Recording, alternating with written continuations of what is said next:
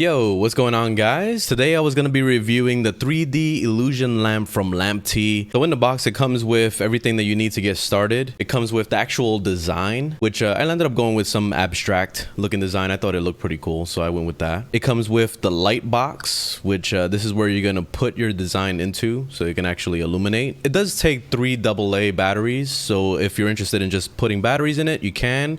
And there's also an option for a USB port so you can plug it into a computer or your car or wherever you want to actually view it from.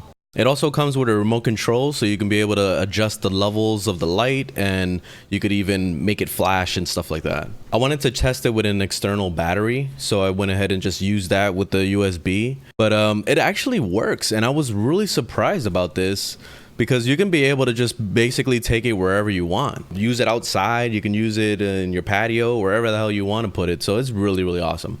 There's a button on the actual light box, so you can go ahead and just press that just to turn it on, and you can also change the colors with that. So it's very, very simple, so you don't have to worry about using the actual controller.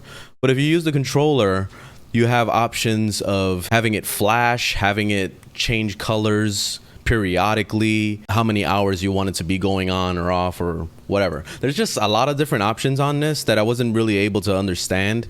And the thing that I really didn't like about this controller is that it's really clunky, and there's a lot of times where I was pressing it and nothing was happening.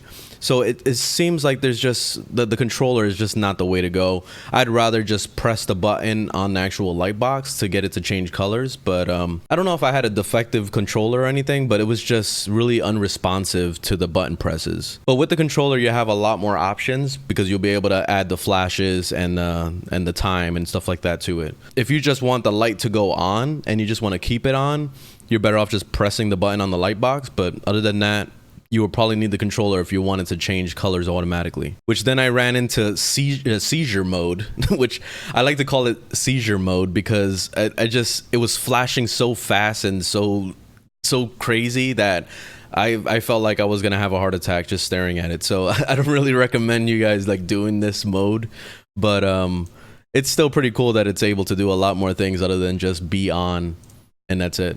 Overall, I think it's a really cool product, especially like if you wanted that extra little night light and you want something that actually is like, you know, cool looking in your corner, then this is pretty badass to have a little light like this.